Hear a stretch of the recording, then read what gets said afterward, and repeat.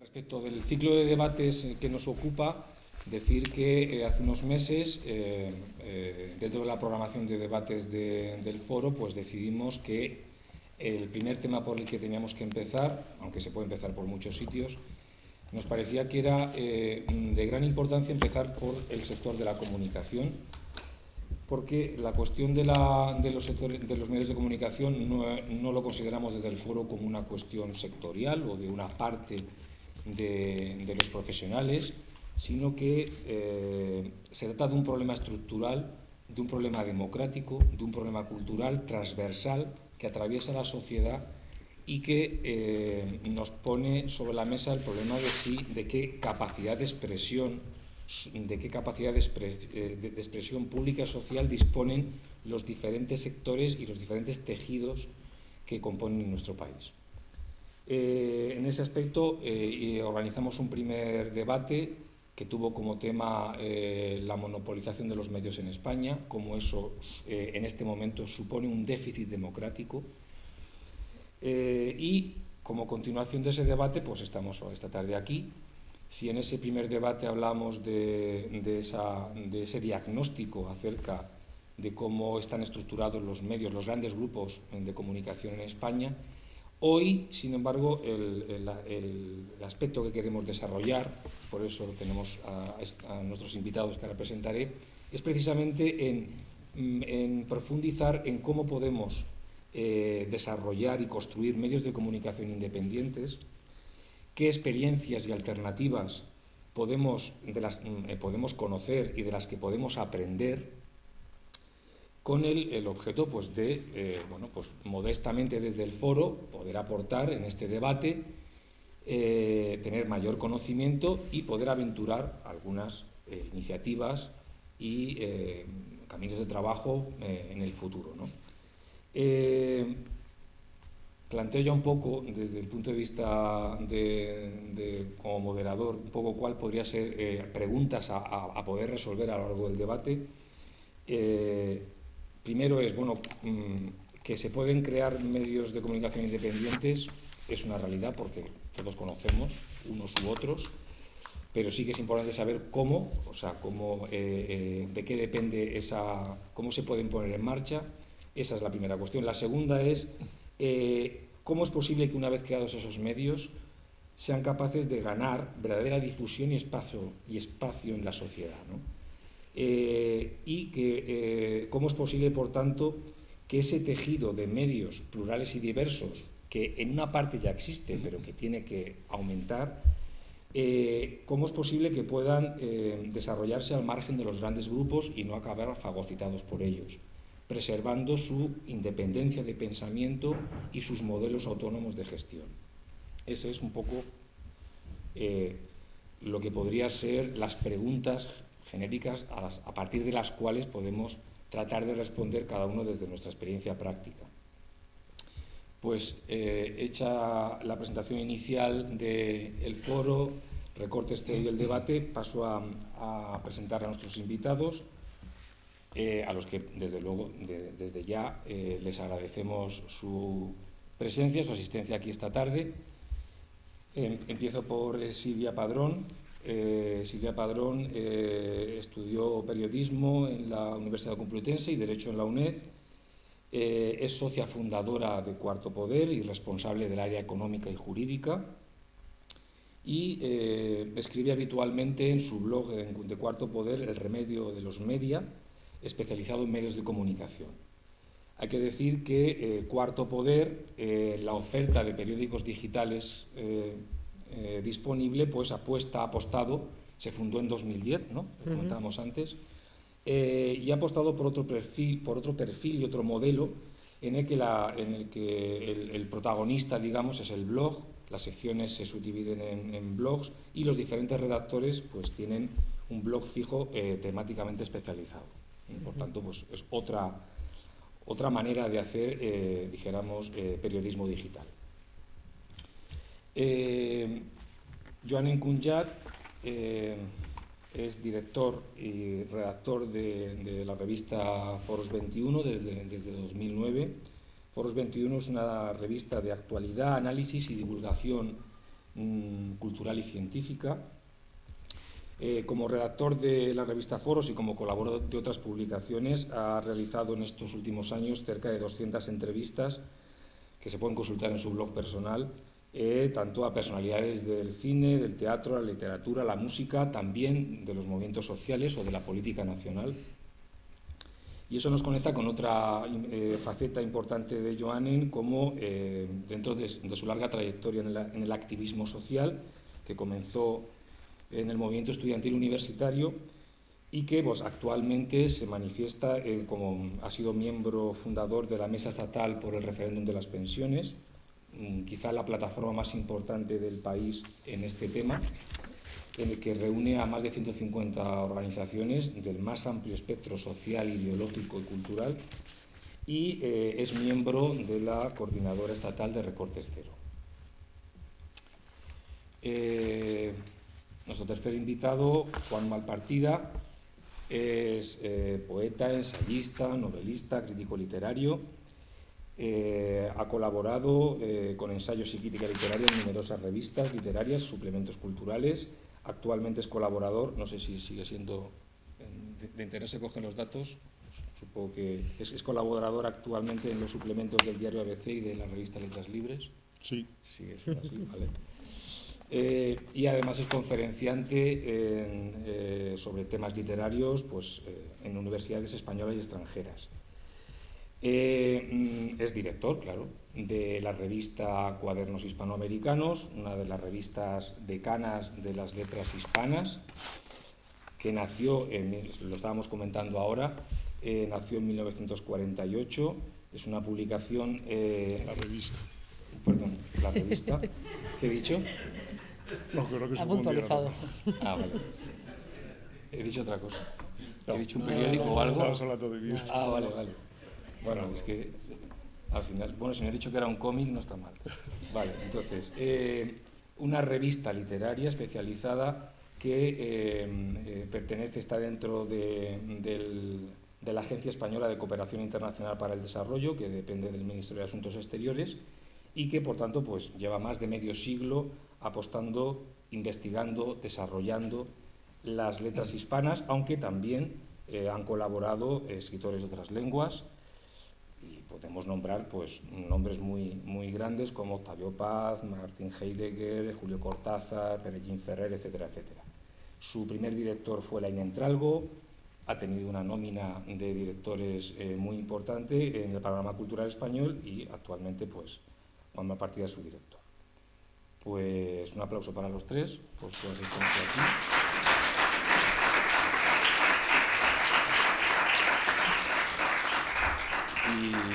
Y si os parece, pues por el orden que os he presentado, si os parece, Perfecto. Pues os cedo la palabra.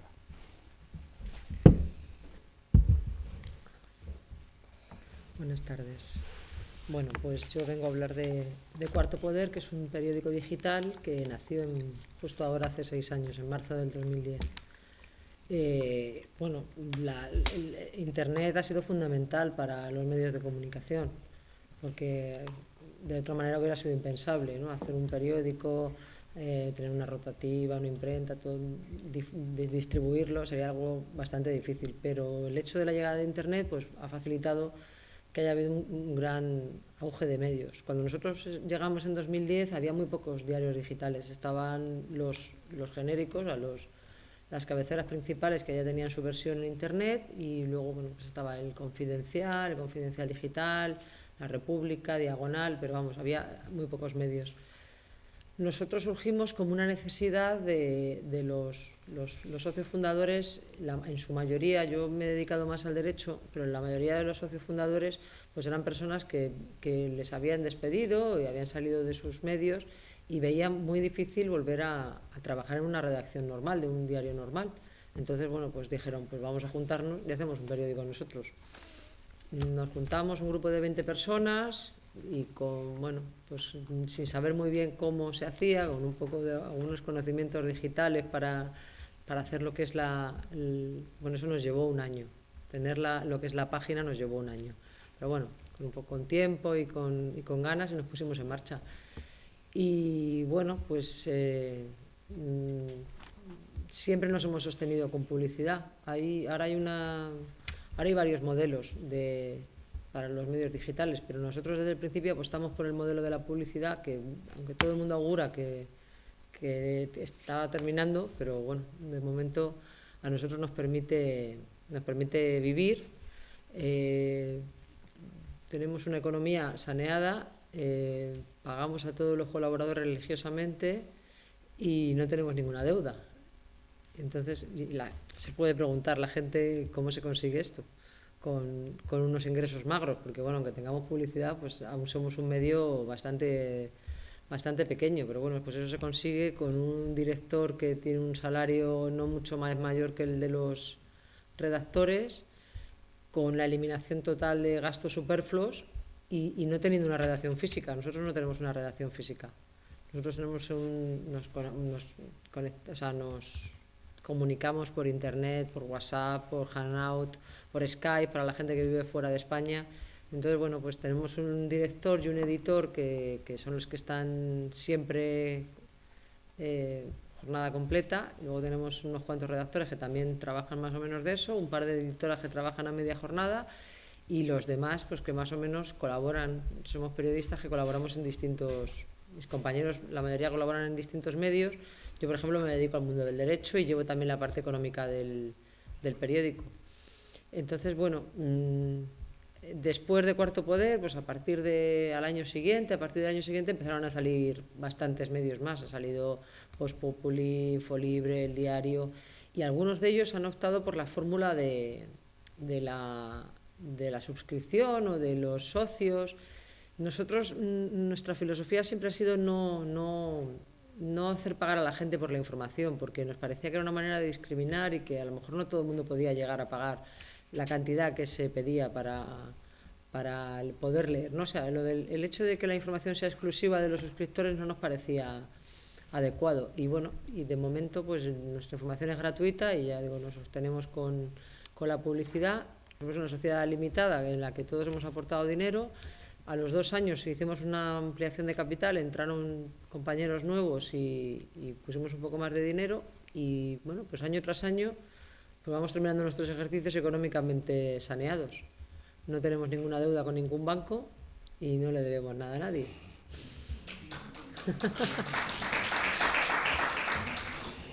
Nosotros nunca damos nada de información de agencia, toda la información es propia nuestra, o sea, cada uno de cualquier tema siempre intentamos sacarle el lado distinto, la visión complementaria, porque bueno, al final dar información de agencia a un medio tan pequeño como el nuestro es una tontería, porque esa misma información de agencia la está dando ABC, El País, El Mundo, entonces no tendría ningún sentido.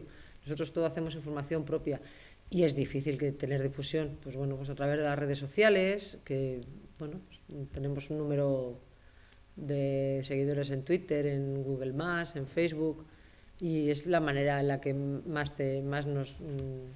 alguna vez hemos salido en la tele, un par de veces, pero vamos, no somos un medio de masas, pero bueno, sí que intentamos hacer información, análisis y opinión y desmarcarnos eso del carril informativo que llevan las agencias y pues tocar temas nosotros, por ejemplo, tenemos una corresponsal en Bangkok que antes estaba en Siria, que es Mónica García Prieto, que estuvo dentro del cerco de Alepo, por ejemplo. Tenemos otro compañero que es Manuel Martorell, que es un experto internacional en los kurdos. O sea que trabajamos con gente de bastante calidad y que intentamos entre todos hacer un medio de calidad, sobre todo de calidad, honesto y que da la visión que la gente quiere ver, no la que quieren dar las agencias o quieren dar los partidos. Yo creo que ya para empezar, ¿no? Está bien. Muy bien. Pues adelante, Joanny. Bueno, en primer lugar, gracias por la invitación. Hace 16 años, y además celebramos en breve el 15 aniversario del Foros, pero hace 16 años nacieron los Ateneos, la red de Ateneos 21, y nació con el Ateneo Madrid 21,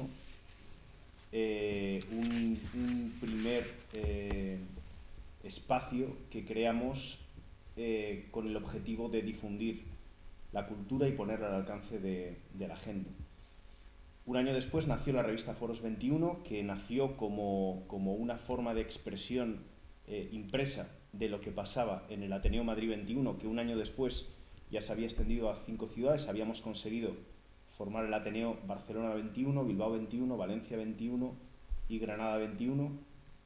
No, y Murcia 21, Granada fue después. Y han pasado 15 años de historia del Foros. Yo me incorporé como director de la revista Foros en el 2009, por lo tanto llevo 7 años dirigiendo la revista, prácticamente el 50% de su historia, pero empecé echando una mano en los Ateneos, echando una mano con mucha otra gente que dedicó mucho tiempo de forma desinteresada a contribuir a que existiera una base de socios para que existiera el Ateneo Madrid 21 y tuve la suerte que me propusieran incorporarme como jefe de agenda de los actos del Ateneo y poco después como redactor, y después en el 2009 me propusieron dirigir la revista. Los compañeros me eligieron y las compañeras, y desde entonces dirijo la revista. La revista Foros 21 en estos 15 años y los Ateneos en estos 15 años hemos realizado en torno a 450 actos culturales aproximadamente.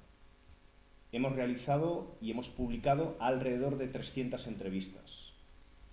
Se han publicado 147 números de la revista Foros 21 en estos 15 años.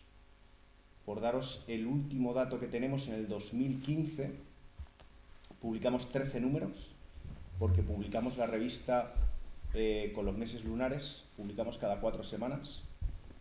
Publicamos 13 revistas, 13 números, y distribuimos en total, vendimos 85.000 ejemplares en el 2015. Esa es nuestra base de existencia. ¿Por qué existimos? Existimos porque en el 2015 vendimos 85.000 ejemplares. Esta es nuestra razón de existencia. ¿Por qué? Porque nosotros nacimos como un proyecto en el que desde el principio fuimos conscientes de que para poder desarrollarlo teníamos que negarnos y encontrar la manera de funcionar no solo sin pedir préstamos bancarios, sino sin pedir ni aceptar subvenciones, y tampoco funcionando con publicidad. Elegimos el camino de la venta y la suscripción, y lo que sí que ha sido fundamental es desarrollarnos en base a que nuestra existencia solo dependiera directamente de nuestros lectores, y por lo tanto de la gente que compraba la revista y que se suscribía a las publicaciones. Esto, sin duda, para nosotros lo que nos ha hecho es condicionar durante estos 15 años una forma de hacer periodismo y una forma de trabajar en torno a la cultura y al pensamiento. Es decir, nuestra independencia política e ideológica se basa en nuestra independencia económica, y por lo tanto intentamos ser fieles en ese sentido a esa forma de trabajar. Pero digamos que hay 3 ejes que definen a Foros 21. El primer eje es el que estoy explicando, que es el de la independencia económica. El segundo eje es el de la batalla contra el pensamiento único en el terreno de la cultura. Y el tercer eje es el que hace referencia a apoyarse en la gente. Es decir, que la cultura no esté en manos de un grupo reducido de sacerdotes. Y en este caso no me refiero a sacerdotes de la Iglesia Católica, sino a los sacerdotes que tienen en sus manos el control del saber y del conocimiento. Esta batalla, que en definitiva entendemos que es una batalla milenaria de la creatividad humana, es decir, poder incidir, poder participar en la capacidad, o sea, tener capacidad de decisión sobre los fustes de pensamiento de la época en la que vives, es en la que nosotros intentamos hacer nuestra humilde contribución. Y por lo tanto, en base a ella, en base a un combate contra el pensamiento único en el terreno cultural, es en el que hemos construido Foros 21. ¿Eso qué significa? Eso significa enfrentarse a un modelo que la compañera explicaba alguno de sus rasgos que se han agudizado en la época de Internet, que es el de ponernos encima de la mesa una apariencia de diversidad, de pluralidad de opciones, mientras se constriñe en realidad las posibilidades de pensamiento y las posibilidades de acceso a una verdadera variedad, de pluralidad y hondura de criterios y de pensamiento crítico. En base a esto, nosotros entendemos que nos enfrentamos a dos grandes enemigos. Uno es la monopolización, y esa monopolización tiene el aspecto de los grandes monopolios y tiene el aspecto imperial. El aspecto imperial me refiero a que desde la guerra de Vietnam se ha aprendido que lo primero que hay que hacer en una guerra es eliminar la información y a los periodistas. Lo hemos visto con el asesinato de José Couso. Por lo tanto, vivimos una época donde dominan los monopolios y donde domina el imperio. Y eso recorre hasta los pequeños medios de comunicación de provincia o de cualquier pueblo. En esa realidad que tiene ese primer eje, pero que tiene un segundo eje, que es la jibarización del pensamiento, es decir, que no sea posible cuestionar los pilares fundamentales del pensamiento dominante, damos un especial protagonismo al personaje, a conocer el pensamiento y a ofrecérselo al lector. Nos ligamos a la actualidad, pero intentamos que la actualidad no constriña el ahondar en el debate y en ahondar en los temas. Así hemos podido ofrecer 300 entrevistas de diferentes personalidades profesionales y personajes, actos culturales, pues empezamos con Juan Madrid, con Francisco Umbral, con Mario Benedetti, con José Hierro o con el pintor Antonio López, pero hemos ofrecido entrevistas y actos con Pilar Urbano, con Santiago Carrillo, o con Loquillo, o con Luz Casal, y después hemos ofrecido seriales donde hemos intentado contribuir humildemente a ese debate. Voy cortando ya. Vale, sí. Gracias. te agradezco el aviso. Entonces, esa es nuestra trayectoria en pensamiento y en experiencia práctica. Solo para acabar, bueno, había alguna cuestión, pero si hay oportunidad luego la planteo en el debate. Solo para acabar, solo plantear que el tercer eje que nos ha parecido fundamental y que ha condicionado nuestro trabajo ha sido el de apoyarnos en la gente. Poner lo más avanzado del pensamiento al que somos capaces de acceder al alcance de la gente, es decir, organizar un debate con un premio Príncipe de Asturias en el que una ama de casa de Lavapiés le puede preguntar directamente y cara a cara, y luego al mismo tiempo sostener el periodismo en un equipo. Somos ahora mismo un equipo de 7 redactores, pero somos más de 30 colaboradores con la revista. Y por lo tanto, esos colaboradores son también lectores, son también suscritos y son también socios de los Ateneos, ¿no? Que el conocimiento y que por lo tanto la información esté en manos del máximo número de gente es una de las máximas que nos ha guiado. Este es un poco el modelo que nosotros trabajamos y que es Foros 21.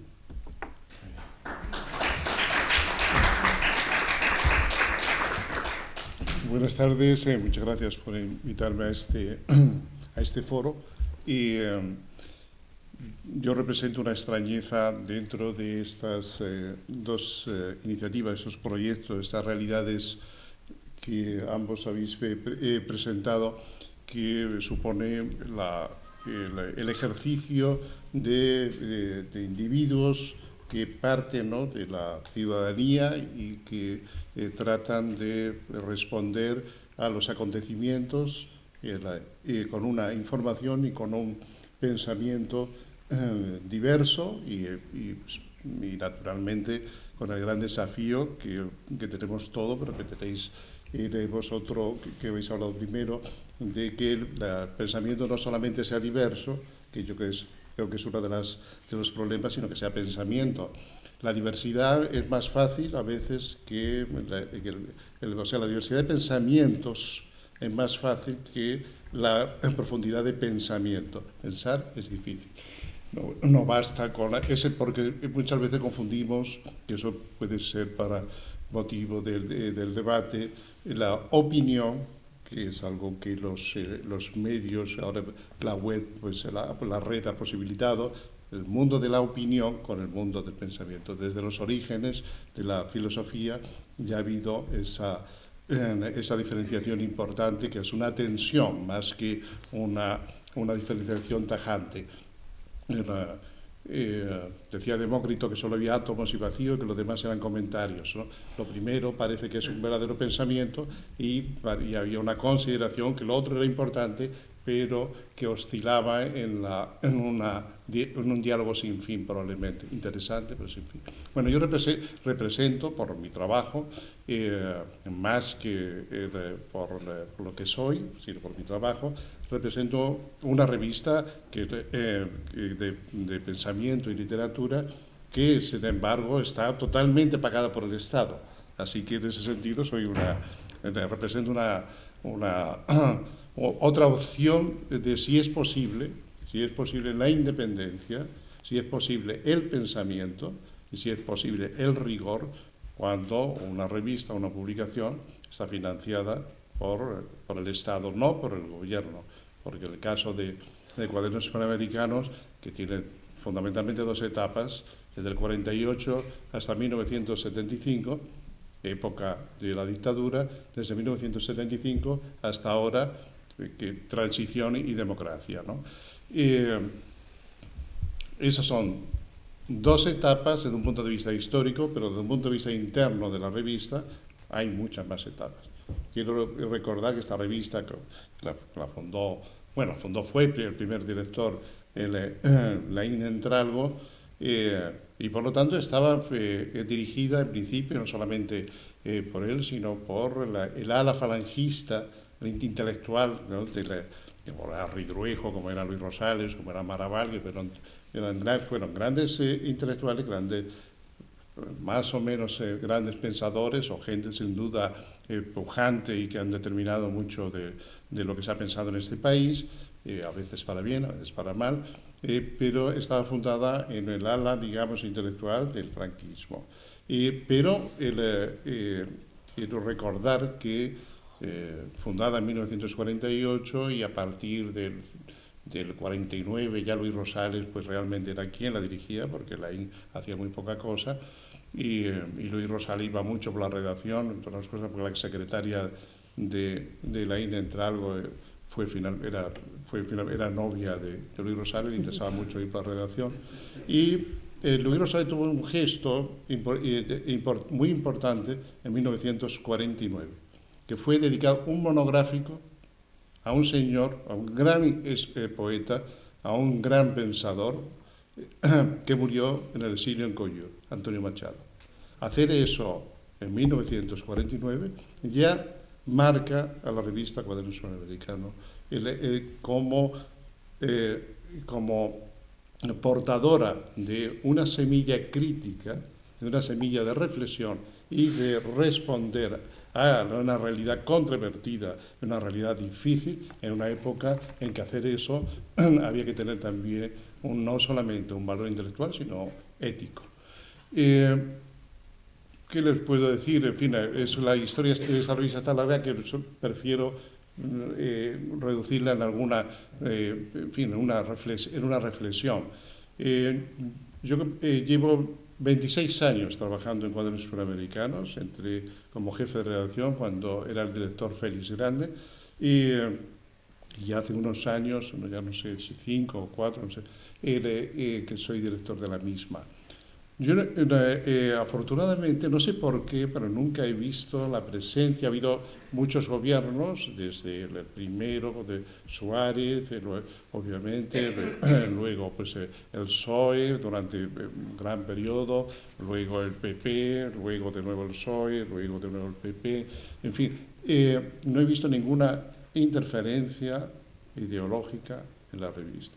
No sé si es obvio que se podría observar si algunos directores nos hemos autocensurado en algunos aspectos, ¿no? Eso también se podría preguntar incluso cuando en medios más abiertos, ¿no? Y más críticos, ¿no? como los vuestros. Porque no basta con decir que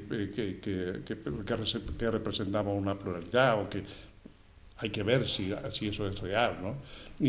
O un pensamiento, hay que ver si hay pensamiento. Bien, también obviamente con Cuadernos. Pero Cuadernos ha tenido esta característica de tener directores distintos, pero curiosamente de izquierda desde Maraval, ¿no? Maraval era un hombre de los socialdemócratas, voy a atrever a decir cuál es la ideología de todos.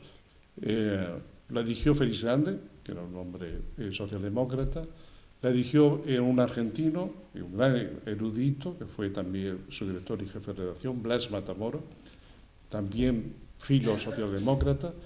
La dirigió en un periodo de 5 años, en el que cambió algunas cosas, Benjamín Prado, que es un hombre que estuvo cerca de Izquierda Unida, más o menos, aunque no sé exactamente cómo definirlo, pero digamos que sus ideas oscilaron y simpatizaron con el mundo de ideas de Izquierda Unida, y la dirijo yo, que soy una persona que he sido socialdemócrata siempre, pero nunca del todo cercano al Partido Socialista, porque es muy difícil pertenecer ideológicamente, pensar y pertenecer ideológicamente a ningún partido. Creo que pertenecer a un partido puede ser muy importante, defender las ideas de un partido puede ser muy importante, pero pensar y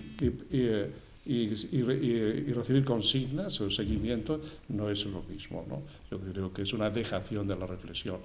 Pero soy una persona cercana a la socialdemocracia y a cierto liberalismo crítico, no el liberalismo salvaje, pero sí creo en cierta libertad de mercado, naturalmente controlado en las cosas fundamentales, como la educación, como la sanidad, y también a nivel financiero, alto financiero bancario, por el Estado. La revista se ha dedicado sobre todo a la literatura. La literatura habla de todo, ¿no? En ese sentido, toda la literatura es también política,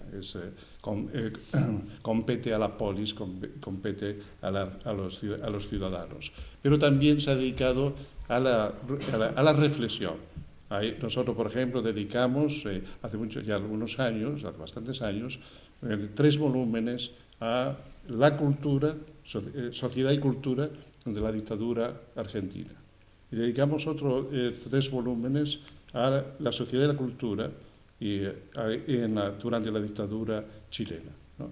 Que sería, igual que hemos dedicado volúmenes o dosieres extenso a Borges, a César Vallejo, a Octavio Paz, en fin, o a Proust, en fin, o cuestiones o temas sociales, o recientemente la recepción de la literatura rusa durante el siglo XX, cosas así, temas muy diversos. Hemos también dedicado atención a la literatura vivida por una sociedad, no como algo meramente textual, no solamente como un cuento o una novela que nos deleita y que nos inquieta, sino que esa literatura que está generada y también la percibe un momento histórico. En ese sentido, Cuadernos creo que ha cumplido y cumple una labor crítica y una labor de penetración. Por otro lado, nos hemos mantenido financiados primero por lo que se llamaba el Instituto de Cultura Hispánica, donde trabajaron Umbral, y, en fin, que tú lo has mencionado en una entrevista que le hicisteis, o Gastón Vaquero, en fin, y mucha gente. Y luego por la Agencia de Cooperación Internacional y para el Desarrollo, y no se ha visto, curiosamente, mermada siquiera en su presupuesto. Yo creo que a veces se olvida, pero que no me oigan, que estamos ahí, ¿no? Pero es verdad, o quiero pensar que sí lo saben y que les parece que es bueno, que sea como una isla dentro de la Agencia de Cooperación Internacional, con autonomía. Por otro lado, nosotros también siempre ha pagado, Cuadernos Hispanoamericano ha pagado desde el año 48 a los colaboradores. Yo recuerdo a cartas que he mirado con la correspondencia, por ejemplo, del joven José Ángel Valente, el veinteañero José Ángel Valente, en el cual, en fin, solicitaba que se había atrasado algún pago porque prácticamente vivía de las colaboraciones de Cuadernos antes de irse a Oxford, ¿no? como profesor. Y ahora seguimos pagando, y tengo el orgullo de decir que creo que somos la revista que pagamos mejor en toda España, y que el país o los grandes grupos de publicaciones pagan menos a los colaboradores que nosotros. Yo creo que es muy importante, creo que es una cosa terrible que ha ocurrido en la crisis, ha ocurrido cosas más terribles, pero una cosa muy dura es pensar que se han sumado muchísimas publicaciones y muchísimos dinamizadores de cultura, y es que a la cultura no hay que pagarla.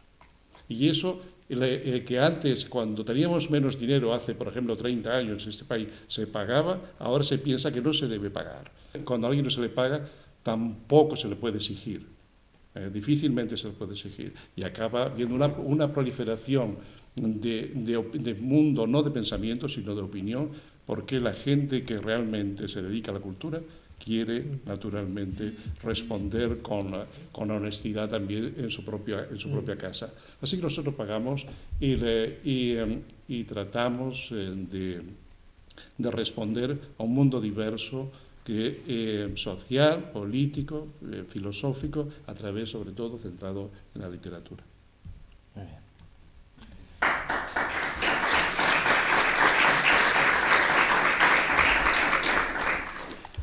Bueno, pues ahora se trata de seguir desarrollando los temas que habéis expuesto, las preguntas iniciales que proponemos desde la coordinación del foro y bueno, pues adelante, pues cuestiones que queráis plantear, como, venga. Yo les pregunto a los tres, ¿cómo se construye una noticia independiente? Yo creo que no hay ninguna noticia no independiente, sino objetiva. O sea, el ser humano no es capaz de hacer nada totalmente objetivo, pero el periodista es un notario de la realidad. Entonces lo que debe hacer es ir a un sitio, ver y contar lo que ha visto. Y si es posible, hacer el suficiente contexto como para que eso que está contando se entienda y hacerlo de la manera más honesta y más real posible. Nunca será objetiva completamente porque todos tenemos nuestro universo y nuestros valores y siempre lo vamos a contar desde ese punto de vista, pero si intentas ser honesto y contar lo que has visto y ponerlo en contexto con la realidad, pues será una noticia independiente. ¿Os han censurado alguna noticia? Si os han censurado alguna noticia. Bueno, eso estaría bien lo que ha comentado Juan antes de si un director se autocensura. Claro, yo no sé si mi director se autocensura. Quiero decir, si algún tema lo hemos abordado de una manera determinada porque, bueno, creo que no. Quiero decir, nosotros yo creo que nunca hemos tenido ningún problema y el sistema que nosotros tenemos es que cada uno de los colaboradores, pues cuando tiene un tema, una noticia, pues le dice al director, oye, mira, tengo este tema. Y yo creo que nunca se ha dejado de publicar nada porque pueda molestar. De hecho, tenemos una curiosidad, que es tenemos un colaborador que es Javier Pérez de Albéniz, que escribe bastante de televisión, de medios de comunicación también, y que ha escrito un par de temas contra el Corte Inglés y nosotros tenemos la publicidad del Corte Inglés al lado. Entonces, bueno, pues yo creo que nunca hemos censurado, pero tampoco te diría que eso no vaya a pasar nunca. Es decir, que hay veces que no es la censura exterior de que alguien te llame y te diga no publiques esto, sino que tú mismo te plantees si es conveniente o no es conveniente, pero vamos, en nuestro caso creo que no ha ocurrido nunca. ¿Quieres contestar? A ver, yo es que creo que yo estoy de acuerdo con lo que dice Silvia en cuanto a que no es posible en ese sentido una noticia objetiva. Cuando se pretende presentar como la objetividad en el periodismo como no tomar partido por, y eso es imposible. Ya no es que sea imposible, es que cuando se dice lo contrario se está mintiendo, y se está mintiendo con un objetivo. Es como lo que decía Celaya en aquella poesía, ¿no? Maldigo a la poesía que no toma partido. Entonces, el problema es que siempre se toma partido. Y lo normal es, o lo que por desgracia pretenden, no por desgracia, lo que pretenden, bueno, sí por desgracia, pretenden acostumbrar por diferentes mecanismos a la sociedad, es a no identificar detrás de cada titular por quién se está tomando partido. Pero porque lo que sería más democrático, sin duda alguna, y yo en este sentido defiendo lo que estaba planteando en la presentación, es que el periódico El País pusiera en su portada o en la segunda página quién les financia y por lo tanto los accionistas del Grupo Prisa, porque si todos sabemos que Repsol es accionista y financia al Grupo Prisa, entenderíamos mejor cuando El País escribe sobre Hispanoamérica y sobre las noticias que entran en conflicto con los intereses de Repsol. Yo creo que ese es el fondo del tema desde mi punto de vista. Luego, desde luego, existen periodistas independientes periodistas con relativa independencia y con criterio independiente en medios que no lo son, y ámbitos de independencia o con relativa independencia en entornos en los que es muy difícil serlo. Eso también existe. Es decir, que la realidad no es unívoca. Ahora, la independencia económica y el sostén de un medio de comunicación es un punto de partida fundamental. Yo creo que más que la independencia, obviamente la independencia, si uno pertenece a un grupo pues, que te financia o lo que sea, obviamente no eres muy independiente. A lo mejor eres objetivo, ¿no? Puedes ser objetivo y no independiente, porque a lo mejor eres la respuesta que das a un hecho, ¿no? del que se está dando noticia, a lo mejor es correcta. ¿Qué es un suceso? ¿Qué es un acontecimiento? No solamente es una cuestión de ideas, es que cualquier conocimiento profundo o un conocimiento suficiente de la psicología o de la neurocognición pues nos muestra las enormes dificultades que hay para saber si quien está viendo algo está viendo eso. Hoy se plantean muchísimos problemas con los testigos en cuestiones judiciales, gracias precisamente a los estudios neurocognitivos, porque la capacidad que el ser humano tiene para adaptar, para leer según su subjetividad y también desde elementos plásticos, ¿no? cerebrales a los cuales no tiene acceso, eso Oliver Sacks lo ha mostrado, el reciente fallecido neurólogo, muy bien en libros notables, es inmensa. Así que desde un punto de vista ya cognitivo es muy difícil la objetividad. Y por lo tanto, que ante eso, esas limitaciones, ¿qué es lo que qué es necesario siempre? El otro. El otro. Desde los orígenes del pensamiento, Sócrates significa eso. La necesidad del diálogo, la necesidad del otro para poder pensar. Para pensar siempre se necesita otro. Y para la objetividad de algo siempre se necesita que exista más de uno. No porque ese dato sea erróneo, a lo mejor lo es cierto, pero desde un punto de vista genérico de la información, del conocimiento, el careo con respecto a lo que ha sucedido, además todo lo que ha sucedido ya sucedió y ya el acceso a eso es medio difícil. Hay documentos, hay fragmentos, hay huellas, todo eso requiere una interpretación. Así que yo sí creo en esto que vosotros planteáis y significáis en vuestras tareas, que es la pluralidad como búsqueda de la objetividad, como búsqueda de un pensamiento que sea resistente o de una información que sea veraz. Para que la información sea veraz, o uno tiene un gran diálogo y una gran capacidad de autocrítica y de autoobservación también en respecto a lo que está viendo, o necesita de la discusión, del diálogo. Nadie piensa solo, igual que nadie toca palmas con una sola mano. Entonces, los otros son fundamentales para que uno pueda pensar. No hay nadie que pueda ser objetivo si no existe otro. La ciencia, que es la más objetiva, tiene un objeto y no puede responder a muchísimas cosas, pero la ciencia es porque al menos fragmentariamente es objetiva, pero lo es porque utilizando los mismos medios cualquier persona llega a los mismos resultados. Es decir, que está anulada la subjetividad. Si la ciencia y las leyes científicas pudieran estar determinadas por la subjetividad, no nos podríamos subir a un avión. Yo no lo podría, sugerir a nadie. Ahora, el mundo de la sociedad, el mundo de las necesidades, de las carencias, de las búsquedas, de la proyección del bien, de lo que es el bien, de lo que es el mal, de lo que es bueno, de lo que no lo es, eso tiene que estar sujeto siempre al careo. Y para eso se necesitan medios de comunicación que hayan incorporado la crítica y una sociedad abierta. Sí, ahí. Vale. Voy a decir tres cosas. Has preguntado qué es una noticia independiente. Pero, por ejemplo, como información me gustaría saber cuánto están creciendo los medios no oficiales, cuánto están creciendo y si hay un decrecimiento de esos medios oficiales, a su vez se complementa con un aumento de estos otros medios que no no son oficiales. ¿Tienen alguna? Sí, si queréis. No sería capaz de aventurarme. Sí, hombre, respecto a datos globales, yo tampoco no tengo, ni de...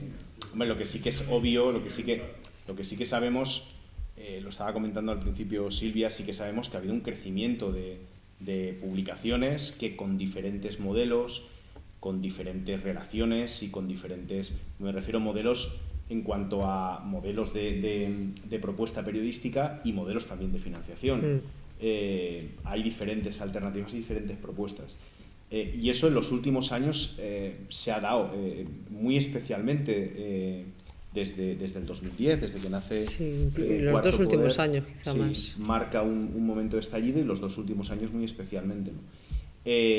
Yo puedo hablar por Foros 21. Nosotros, y por el desarrollo que llevamos y por la perspectiva que tenemos.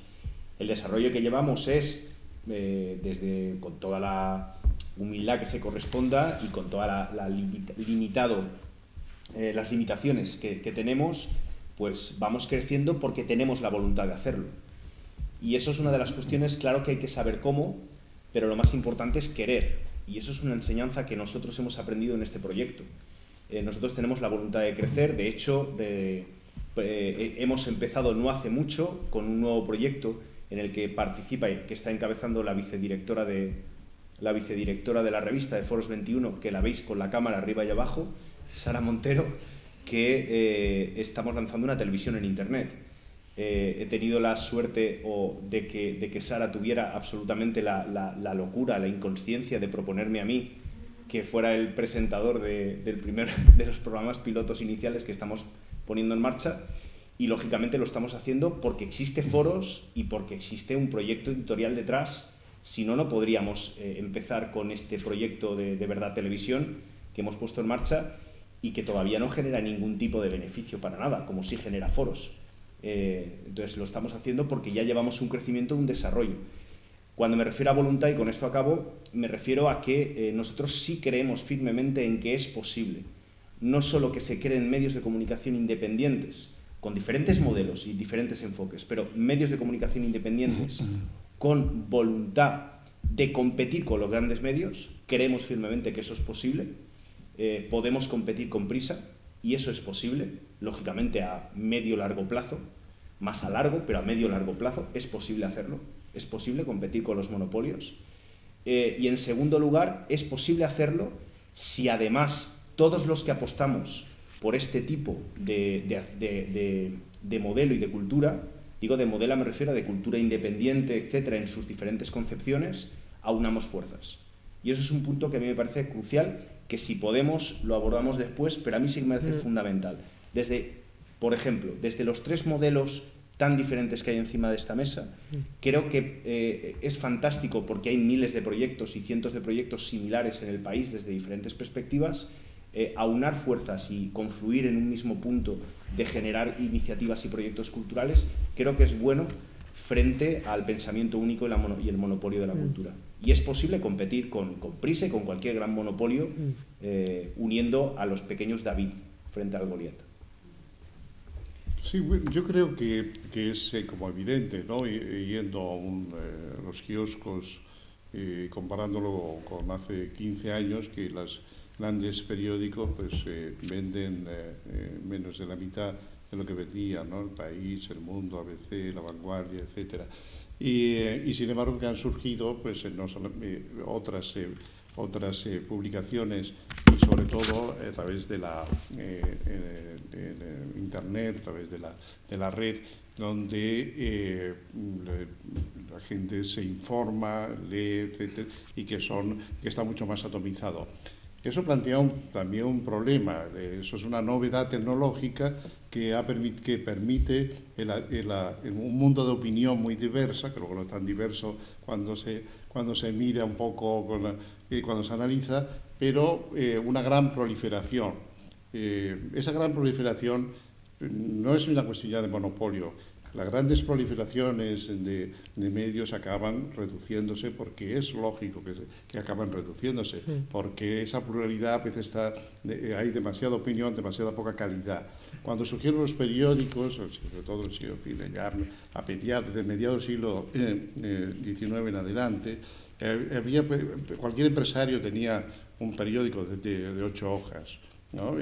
Hasta que comenzaron a agruparse y salir los grandes periódicos que compraban además esos periódicos, esas cabeceras, para neutralizarlas y poder unificar y tener una penetración mayor, ¿no?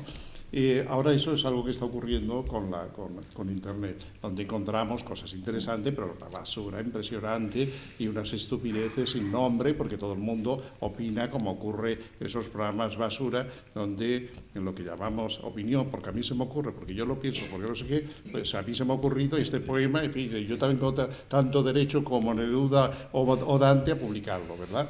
Entonces, al fin y al cabo, ¿por qué no? Dices, ¿no? En fin, si yo existo y pues algo tendré que decir, y alguien lo leerá, y a alguien le gustará, y si a alguien le gusta, pues ya tengo un espacio, en fin, y una objetividad.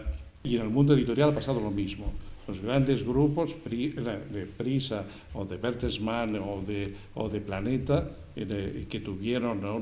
que compraron editoriales y las neutralizaron en parte, por ejemplo, comenzó a desaparecer todo el mundo del ensayo, ¿no? Sobre todo en España, que había, y sobre todo en Cataluña, pues editoriales donde se defendía bastante el ensayismo, y eso naturalmente a un grupo como Planeta eso no le interesaba nada. Compraba esas editoriales y comenzaba a hacer lo suyo. Yo recuerdo, por ejemplo, que un grupo muy importante, el Mondadori Bertelsmann,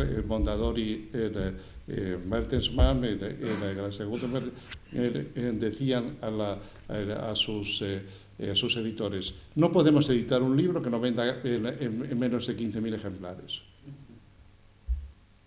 La de libros importantes que no han vendido 15.000 ejemplares, Baudelaire no existiría, ¿no? Baudelaire no existiría, ¿no?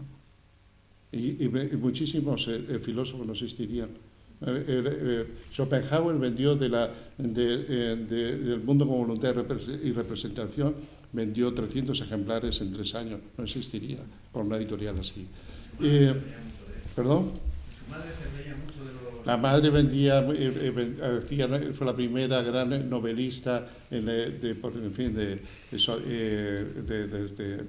la lengua alemana, ¿verdad? La que vendía, pero en fin, miles y miles de ejemplares. Le dijo: tú jamás vas a venderlo, ¿no? lo que yo. Y él respondió: sí, pero dentro de unos años no te va a leer a ti nadie, y a mí me leerán durante siglos, le dijo en una carta, ¿no? Y acertó. Juan, Silvia, querías intervenir. Quería puntualizar un poco lo que está diciendo él. Yo veo las ramas con mucha facilidad. Yo quería puntualizar un poco, porque ha dicho Juan que hay demasiada opinión y demasiada poca calidad. Sí. Efectivamente, el Internet lo que tiene es la posibilidad de que todo el mundo acceda y de que todo el mundo dé su opinión y de que todo el mundo piense que su opinión es válida. Y entonces, nosotros, por ejemplo, lo que tenemos es un director, que es el que elige los contenidos. Entonces, los contenidos informativos son informativos, y los contenidos de opinión, pues intentamos que sean personas relevantes en el ámbito en el que están hablando. A nosotros nos llegan todos los días, pero todos los días, entre 10 y 15 artículos de personas que quieren que les publiquemos y que además te dicen que les publiques gratis. Ese no es el camino. O sea, un director tiene que publicar una cosa porque sea pertinente y además tiene que pagarla. No tiene que publicarle a alguien algo sin pagarle porque esa persona quiera tener difusión. Entonces hay que hacer una diferenciación entre lo que es un medio serio con una estructura y que elige los temas que se publican de un montón de páginas que hay en Internet, de gente que, pues que escribe lo primero que se le ocurre y que no siempre es muy pertinente, pero es un tema que, por ejemplo, pasó con el Huffington Post, que es la versión española de una revista americana, de una señora, de una página web americana, de una señora muy, muy lista, que decidió que la gente escribiría solamente por darles difusión, y hay un montón de gente que ha estado escribiendo por que le dieran difusión. Y nosotros tuvimos voy a contar una anécdota, porque en el Huffington Post había 2 viñetistas, dos chicas que hacían humor, y lo hacían gratis. Entonces, todas las semanas, no sé cuánto publicaban, con qué frecuencia, pero 2, 3 cosas a la semana, y siempre habían publicado y nunca habían tenido ningún problema. Bueno, pues no sé qué tema hubo con la Casa Real, y las dos justo publicaron un tema, no sé si es cuando el rey se abdicó o algo así. Y entonces no le publicaron a ninguna de las dos. O sea, llevaban un montón de meses publicando, nunca les habían puesto ninguna pega y justo ese día no le publicaron a ninguna de las dos. O sea, una cosa que lo hacían gratis y además les habían censurado. Yo lo publiqué, o sea, yo me puse en contacto con las dos y publiqué el tema y dije que tal. Las dos han trabajado con nosotros. Una es Pocholadas, que es una chica de Navarra que se llama Laura Santolaya, que ahora se ha marchado porque tiene mucho trabajo, y ahora hemos recuperado a la segunda viñetista que estaba en el Huffington Post, y claro, ella su indignación era tremenda cuando decían, es que lo hacemos gratis por tener visibilidad y nos han censurado. O sea que... Pues, sí. Ver, pues Nieves estaba por allí y luego... perdona, sí, estaba... Espera, perdona, no me había dado cuenta. Quería hacer, hay un par de preguntas, una sobre todo a Juan Manuel García y otra que es muy en anteriores, pero sobre todo a Joan Encuñán y a Silvia Carmen.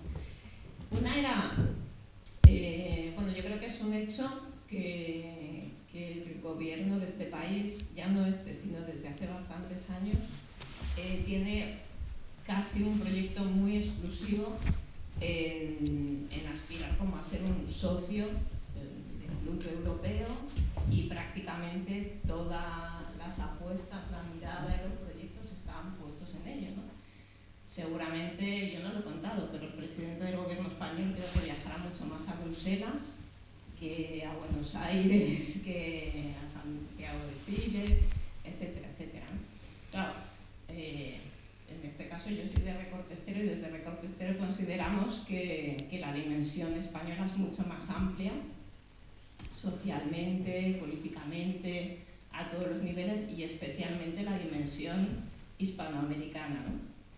Yo lo que quería saber un poco es qué consecuencias tiene eso para la cultura, que yo considero que debe tener bastantes. O sea, esa, digamos, proyección a ser europeos, que está bien, serlo, bueno, pero lo somos. el desprecio a esos otros... Sí, yo no sé si yo creo que afortunadamente la cultura funciona por otros lados, no depende tanto de los gobiernos.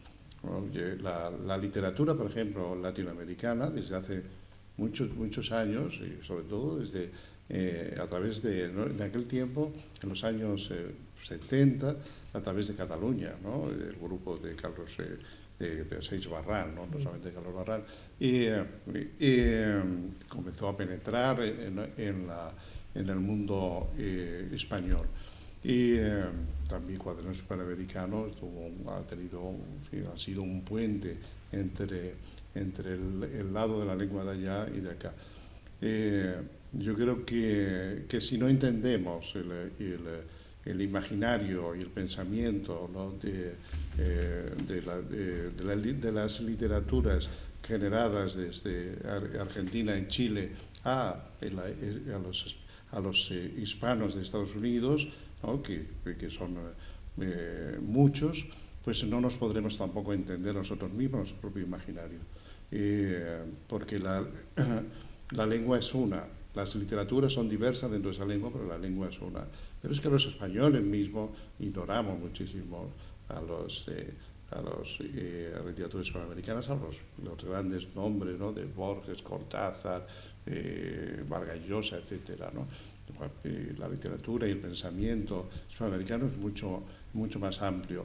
Pero yo creo que hay que defender que muchísimas editoriales pequeñas y también grandes han apostado desde hace 40 años por la difusión, porque les ha interesado, porque en el doble sentido de interesarse en la producción latinoamericana. De hecho, España se convirtió en el centro difusor de la literatura hispanoamericana hacia Europa, y los escritores latinoamericanos, ensayistas, poetas y sobre todo novelistas, claro, que es lo que más vende, estaban muy interesados en editarse en España y lo conseguían. Y tenemos premios, como el premio Cervantes, ¿no?, por ejemplo, que se da alternativamente, ¿no?, y es un premio de gran difusión de la lengua del autor, ¿no? que se da alternativamente a América, y aquí, gracias a eso, pues hemos conocido, pues yo qué sé, pues no todo el mundo conocía a Poniatowska, por ejemplo, ¿no? La escritora, periodista mexicana muy activa, ¿no? Precisamente en dar la voz, ¿no? a la sociedad a la que pertenece la mexicana. Y gracias al Cervantes aquí se había publicado en la Alianza Editorial, por ejemplo, ¿no? Y algunos de sus libros, sus novelas, ¿no? Sus libros sobre Tlatelolco, pero gracias, por ejemplo, a Pedro Cervantes, mucha gente que la ignoraba ha comenzado a leerla. El mundo editorial español es más importante para la difusión de la cultura hispanoamericana que cualquiera de los centros editores de Argentina a México. Y he puesto los dos más importantes, ¿no? Y eso hay que reconocerlo. Eso hay que agradecérselo a los diversos gobiernos, no, porque eso hay que agradecérselo a los empresarios, pequeños empresarios editores, a los grandes también, españoles, y a la inquietud o al interés que haya habido. ¿Que es suficiente? No, porque hay que luchar también con otra cuestión, y es las literaturas nacionales. Nos encantan las literaturas nacionales, ¿no? Hacer historia, por ejemplo, la literatura española, lo que se produce en España, la literatura argentina, sin darnos cuenta de que Borges, que es un señor cuyo imaginario es universal, y que sin la literatura inglesa, norteamericana, francesa y alemana no existiría, o oriental, ¿no? Entonces, el gran enemigo también es nuestra tendencia, y ya no es una cuestión de los gobiernos, a los nacionalismos, a pensar que podemos entendernos que en un coto cerrado, por utilizar un coto vedado, cerrado y vedado por utilizar el título de Witty-Solo. No todo es una cuestión de gobiernos, no todo es una cuestión de Estado, porque los individuos hacemos también mucho de Estado, mucho, en fin, la indiferencia no siempre es de los gobiernos. Los individuos somos bastante indiferentes a la cultura y también a la solidaridad y a muchas cosas, ¿no? Hay que hacer la crítica de nosotros mismos.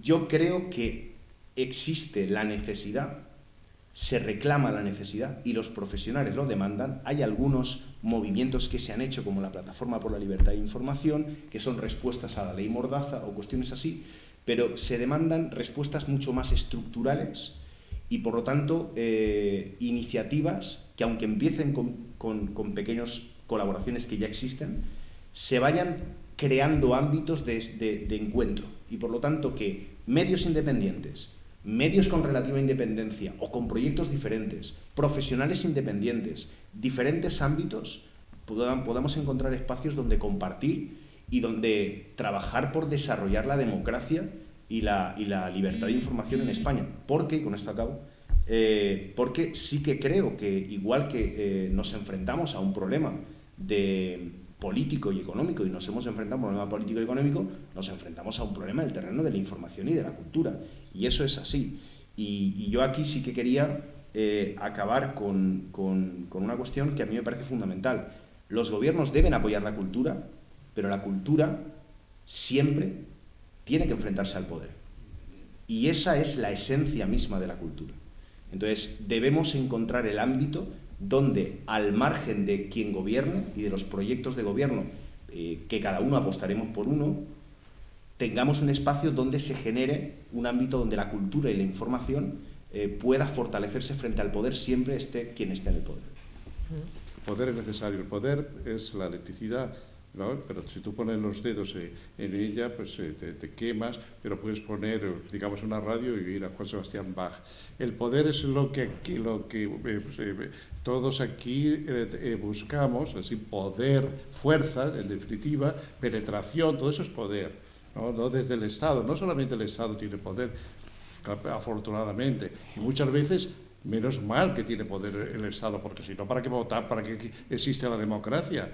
Se está defendiendo mucho la democracia, pero la democracia es para que existan partidos que son votados y que nos van a representar, ¿no?, en un sistema democrático, y que puede ejercer, gracias al poder que les he otorgado, unas determinadas acciones. No podemos decir luego que pues, vamos a hacer cultura contra el poder, eso no tendría ningún sentido. creo que lo que hay que defender es la crítica. Las obras, por otro lado, no tienen por qué... cuando se hacen obras contra el poder, al menos que sea una cosa de carácter periodístico o ideológico, etcétera, no tiene ningún sentido. Ni el Quijote ni Shakespeare hicieron sus obras, trataron el poder, fíjate si Shakespeare trató el poder, pero trataron de hacer obras. Una obra no demuestra nada, como decía Nelson Fry, no demuestra nada, es una realidad que nos permite acceder de una manera crítica o creativa en el mundo. Pero el poder es necesario para los gobiernos, porque si no, no tendría ningún sentido, y lo que hay que hacer es criticar el uso de determinados poderes, el mal uso del poder, ¿no? Pero no el poder en sí mismo. El poder en sí mismo no existe o existe de manera abstracta y todos lo necesitamos. Yo cuando hablaba del poder me refería a la pulsión de Antígona en el arte. Es decir, la pulsión de enfrentarse al poder sin importar las consecuencias. A Creonte. Entonces, esa pulsión yo, desde mi punto de vista, creo que es el motor de la cultura y, por lo tanto, en ese sentido, sí la cultura contra el poder en el sentido de la dominación, en el sentido de que para que nacieran la cultura de los burgos, que en definitiva es la cultura, los fundamentos de la cultura actual, hubo que demoler el pensamiento feudal y todo pensamiento nuevo y sociedad nueva, todas las prácticas transformadoras de la sociedad se abren paso porque hay ideas nuevas que abren brecha, ¿no? En ese sentido lo decía de la cultura y es un debate interesantísimo, ¿no? que has abierto y que te lo agradezco, ¿no? No, pero porque tienes razón también cuando hablas del problema del Estado y del poder. Es un debate interesantísimo. Yo acabar, los otros 30 segundos que creo que me he pasado, para acabar, solo decir que efectivamente creo que, como decía Silvia antes, existen esas realidades de colaboración que se están dando cada vez más y sobre todo de mantener la voluntad por parte de muchos medios y de profesionales de sacar adelante proyectos culturales y proyectos de información, pero creo que tenemos que contribuir a espacios colectivos, no colaboraciones bilaterales o trilaterales, sino espacios colectivos. Y yo creo que este es el papel del foro. El foro de Recortestero, una de las características que tiene, y a mí me ha parecido, por eso me parece magnífico las dos iniciativas que se llevan trabajadas, felicitar a Juan Carlos y al equipo del foro, y es que pertenece a Recortestero, pero tiene vida propia y autonomía dentro de Recortestero. Por lo tanto, uno de los papeles que debe jugar, creo, el foro es el de posibilitar espacios en los que diferentes sensibilidades se encuentren y, por lo tanto, sean ellas las que tengan el protagonismo y no Recortestero. Ese también es un papel, creo, cultural de Recortestero que yo aplaudo y felicito por parte del equipo del foro. Bueno, pues tenemos que terminar. Agradecer a nuestros invitados su asistencia, sus aportaciones, agradeceros a todos vuestra asistencia y, contestando, seguiremos trabajando. Quiero decir, el foro va a seguir pues haciendo su trabajo, que es poner tuberías y cañerías para que el agua fluya. Muchas gracias a todos.